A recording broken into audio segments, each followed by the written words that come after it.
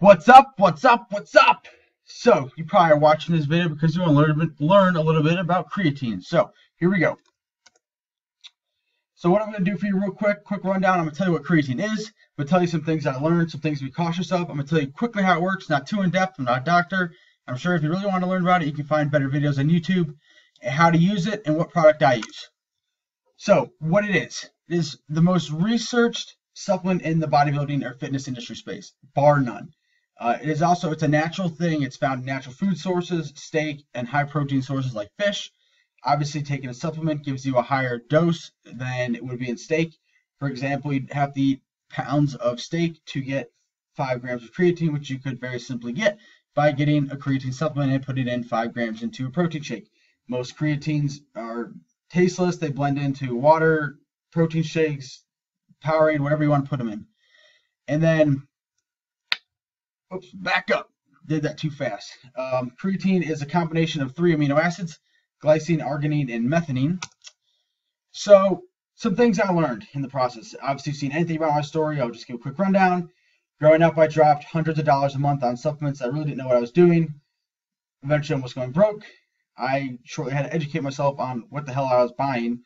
And in all the process, I learned that there are many knockoff forms of creatine. Some of these I purchased, like the first 2 and the second to last one. So some of these are as follows. I'm not going to pronounce them. I can't pronounce all the names, but there they are. These are some knockoff forms. They aren't as effective as the pure form of creatine, which I'll get into later.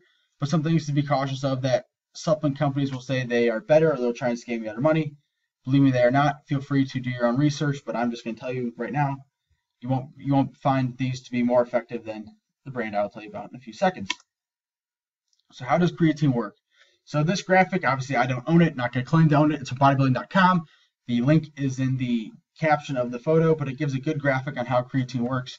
I'll give a brief rundown without going too in depth into it, just because for the sake of this video, you probably don't want to know about that. So anyway, if you're called for your high school biology class, ATP, the long scientific name, we'll skip that, is our body's energy source. So when we eat the food that contains protein, carbs, or fats, otherwise known as our macros, the body will do some crazy processes to oxidize the food into ATP, obviously converting the food into energy for the body. ATP is basically like gasoline for your car.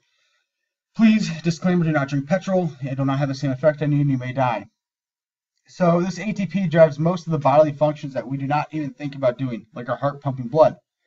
So ATP works. It provides our body energy by hydrolyzing a phosphate group. When this phosphate group is hydrolyzed, energy is given off in the form of heat, exothermic reaction. This process that creates energy is what I've said before, keeps the bodily processes moving, i.e. we're staying alive. So during this hydrolyzing process, the phosphate was lost. So now ATP turns into ADP for die.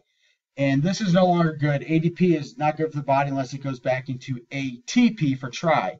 If you took creatine, as in step 4 of this graphic, the ADP will recreate ATP and the process repeats.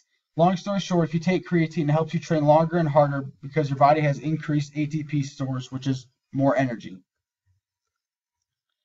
So how to use creatine? There's several ways you can use it. Ideally, it's take it post-workout. Now, there's 2 dosing options. First, you can do with a loading phase. We take 15 to 25 grams to really saturate the muscle cells for about 5 days. Then you go on that from there and take a maintenance dose of about 3 to 5 grams daily. Or you can skip the loading phase and just go straight into the maintenance phase. Obviously, skipping the loading phase is not as effective just because your cells are going to take longer to get saturated.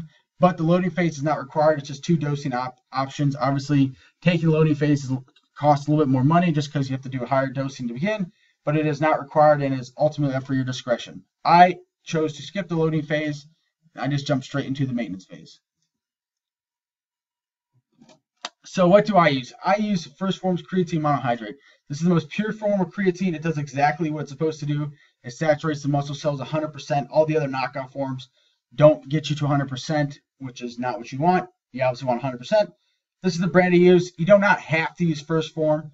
You can use anyone that uses the creatine monohydrate. A lot of brands use it. Just make sure that whatever you choose is using creatine monohydrate so you're getting the best bang for the buck and the results that you're paying for.